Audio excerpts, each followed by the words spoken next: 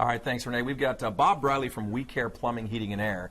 And really today we're going to talk about the summer's coming up. Yes. It's already starting to get hot most days, and boy, is it going to bake your house. And you want to be comfortable. Bob, how are you? I'm doing great. How are you? Good, man. Good to see you again. We've had you on the Approved Home Pro Show several times, but we really want to let folks know how they can cool their house down and have a more efficient system. So how do you choose the right air conditioning contractor? The best way to choose is to make sure that contractor is doing the proper loads on your house before they start the job. You really want to do a heat load calculation, also known in the terminology of a manual J. What it does, you measure your house, the walls, the windows, the insulation that's in your attic, which way your house faces, which city you're in, the climate zone. All that takes in consideration when you're doing a proper heat load calculation to determine the right size system. Okay, we're going to get into determining that. But is it simple to do something like this? Like, how long does it take for you to come and do that heat load calculation?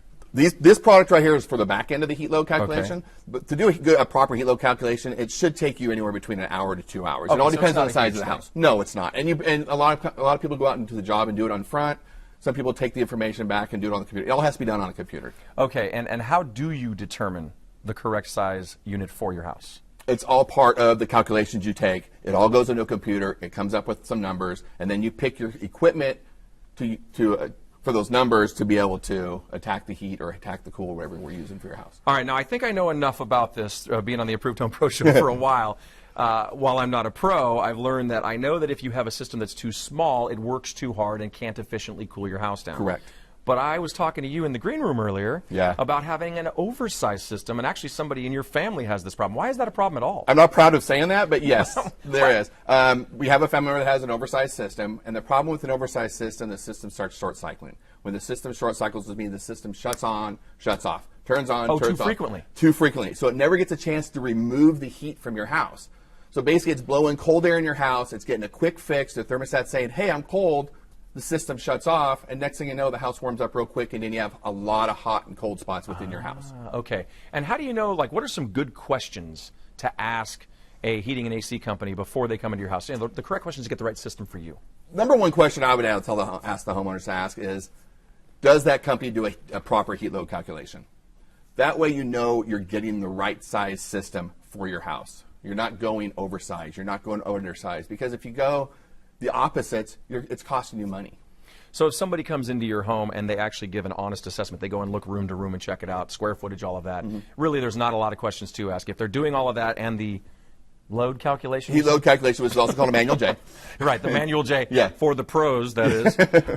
Then you know that you've got at least a decent company. A decent company, at least they know what they're doing. All right, now what do you look for when you're getting quotes from a company? Well, you just don't want, basically the first thing you don't want is you don't want somebody like we call them Chuck in the truck, just to go out there and say, you have a 4-ton system, you need a 4-ton system. You have a 4-ton system, let's go to a 5-ton system. That is not the proper way of doing it, and that is probably a company you might want to stay away from. Well, also there's also the licensing, correct, the bonding, correct? Maybe you look for, I'm just thinking, again, over my experience with the Approved Home Pro Show, it's got to be what? How long they've been in business, maybe? That's the number one way of looking at it. Because if you have an issue with your system, are they going to be there to answer the phone when you call up? And that's another thing. I'm glad you brought that up. Being, I think, local is very important. I think having at least an office in town, right? I mean, they can be huge. They can be all over the country. But you want folks locally here who actually work directly for the company like you do. Yes. Because you don't want to have it where, okay, well, we're going to set up our service time between 8 and noon. You want to be able to have a closer window than that. That way you know when somebody's coming out. You can plan your day also. If they're traveling from LA or from wherever, that's a longer drive. They can't really focus down on what time they're going to be at your house. All right. And Bob, what's a phone number folks can reach you at? 1-800-COOLING is one of them. Sorry. That was tough. I know. Or 951-600-0700. Wow, that was... Sorry, boss. No, 1-800-COOLING. It's that simple. It's on your screen as well. All right, Bob, thank you so much. We Care Plumbing, Heating, and Air. Next on San Diego.